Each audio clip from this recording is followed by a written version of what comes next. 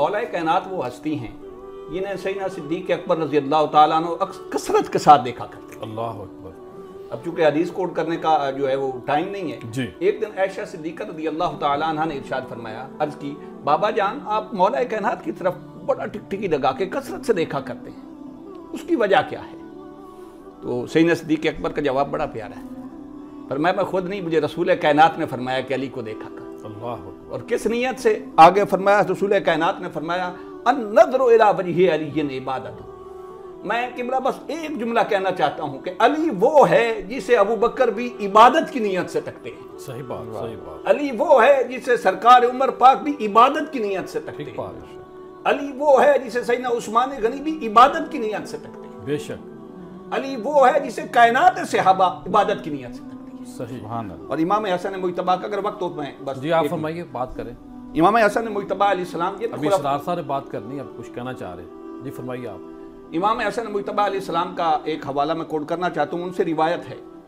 आला हजरत अजीमुल मर्तबत रहमतुल्लाह ताला अलैह ने इमाम अहमद बिन हंबल के बारे में फरमाया कि जिसको ये रिवायत कर दें, जिस रिवायत को, तो ये इतने सिका रावी हैं कि आप उसमें आपको तलाश करने की ज़रूरत नहीं कि रिवायत और इस सनद का जो है वो क्या है दर्जा। जी।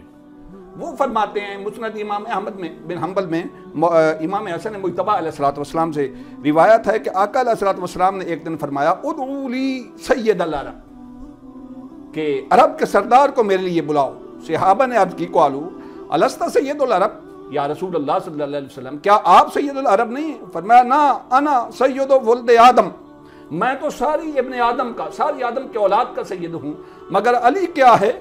अली के बारे में फरमाया कि अली जो है वो जो है सैयदुल अरब है। अल्लाह अकबर। मुल्ला अली कारी ने बड़ी खूबसूरत बात की, एक जुमले की इजाजत दीजिए जनाब फरमाइए। वो फरमाते हैं कि सैयद किसे कहते हैं? आका ने जो फरमाया कि अली सैयदुल अरब है, सैयद किसे कहते हैं? वो फरमाते हैं अस्सय्यदु हुवल्लज़ी युग़्ज़ू इलैहि फिन नवाइब वश्शदाइद। मुल्ला अली कारी फरमाते हैं कि सैयद उसे कहते हैं जिसके पास गम के मारे मदावे के लिए आए, जिसके पास भूखे अपनी झोलियां लेके भर के जाए, जिसके पास बेसहारा है सहारा बन के जाए, जिसके पास हर मुफलस नादार आए और अपनी झोलियां भर के जाए।